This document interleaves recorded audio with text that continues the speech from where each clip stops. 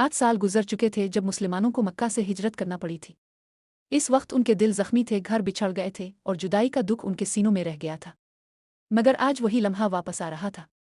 मक्का के दरवाजे खिलने वाले थे, लेकिन जंग के लिए नहीं बल्कि रहमत के साथ। नबी करीम सल्लल्लाहु अलैहि वसल्लम ने अपनी फ़ौज को 4 रास्तों पर तकसीम किया ताकि मक्का में दाखिल होते वक्त कोई खून बहने न पाए।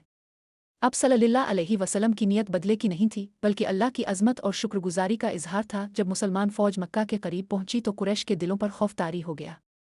उन्हें लगता था कि आज शायद मुसलमान उनसे वही सलूक करेंगे जो कभी उन्होंने मुसलमानों के साथ किया था।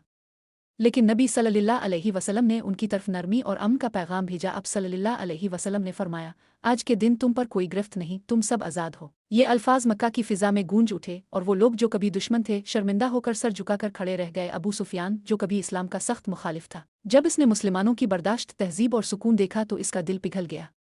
इसे समझ आ गई कि ये दीन तलवार से नहीं अखलाक से दिल जीता है। जब मुसलमान मक्का में दाखिल हुए तो ना शोर था, ना नारे, ना घमंड, सिर्फ खामोश कदम थे, सजदे थे और अल्लाह का शुक्र था। हर तरफ सुकून और वक़ार की फ़िज़ा थी। नबी करीम सल्लल्लाहु अलैहि वसल्लम खान कबा के सामने खड़े हुए सर झुकाकर अल्लाह का शुक्र अदा कर रहे थे। पूरा मक्का देख रहा था कि जिस हस्ती को उन्होंने कभी सताया था वो आज उन्हीं के लिए दुआ कर रही है। इस दिन सैकड़ों लोग इस्लाम में दाखिल हुए, क्योंकि उन्होंने सबसे बड़ा सबक यही पाया कि ताकत आने के बाद बदला नहीं, मुआफ़ी देनी चाहिए। ये वो दिन था जब मक्का ताकत से नहीं बल्कि मोहब्बत और रहम से फ़तह हुआ।